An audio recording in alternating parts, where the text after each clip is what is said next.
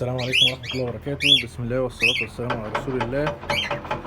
صباحكم زي الفل يا شباب. ان شاء الله النهاردة نخش في الموضوع على طول. انا بس حابب اتكلم معاكم على الناس اللي بتربي في بلكونة. انا راجل بربي في بلكونة عادي جدا.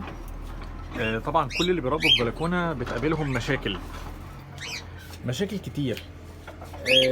اهمها طبعا هي حماية الطيور. اي حد بيواجه مش يعني طيور جارحه، صقور، حدات، الكلام ده كله.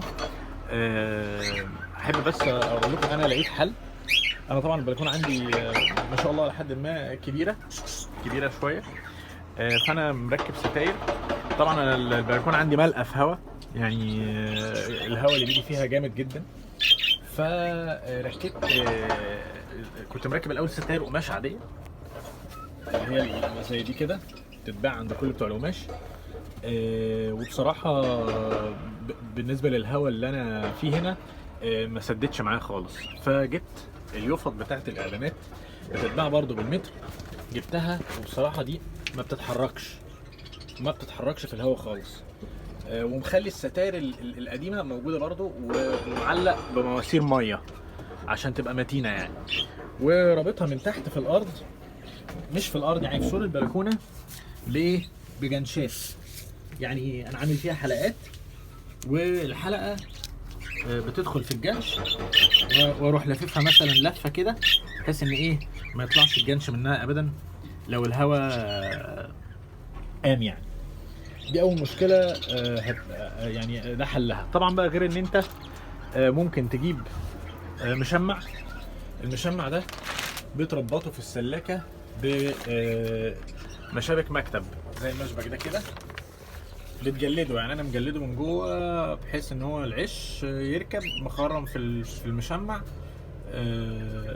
من ناحيه اتجاه الهواء.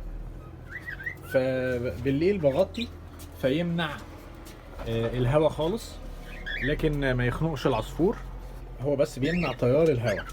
ولو الدنيا بردت، بمعنى ان مفيش جو ساقع، مفيش هواء ساقع، لكن في الجو نفسه ساقع، يعني مفيش هواء، مفيش تيار هواء، لكن الجو ساقع، عادي جدا ممكن تغطي بقماش فوق المشمع، او عايز تشيل المشمع براحتك. بس انا شخصيا في جناب عندي بغطيها بمشمع، وجناب بغطيها بقماش، على حسب التيار رايح فين وازاي والجو عامل ازاي. دي تاني موضوع.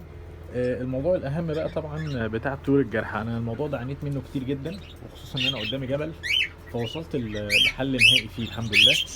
وهو ان انا جبت الشبك اللي بيتحط في الغايه بتاعه الحمام، الشبك اللي بيتعمل بيه الطارات اللي بيصطادوا بيها الحمام الغريب، او بيتعمل بيه السقفيه بتاعه الغيه. الشبك ده نفعني جدا يا جماعه، وعملته بطول الستاره من فوق لحد تحت. انا بس مطلعه بره البلكونه، لكن انا مده، يعني انا مده دلوقتي ممكن انا ادخله جوه اهو. طول بيوصل لحد الجنشات اللي تحت دي. بصحى الصبح افتح ستارتي براحتي. وريتها انا بقى في الستاره دي ومركب لها حلقات من فوق بالشكل ده كده. الستاره فتحت، شدت معاها الشبكه، والستاره الثانيه اهي بتشد معاها الشبكه برضو. هوريكم دلوقتي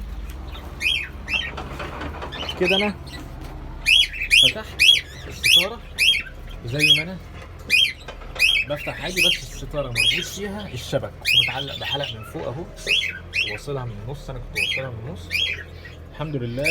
يعني لحد كبير منع عني الصقور، مفيش حاجه بتخش لي دلوقتي بفضل الله. انا كده بقالي اكتر من سنه ونص مركب الموضوع ده، وحبيت ان انا افيدكم علشان تعملوا القصه دي لو ما حدش عارفها. انا بتكلم ليه اللي مش عارف طبعا، وربنا يجعله في ميزان حسناتنا.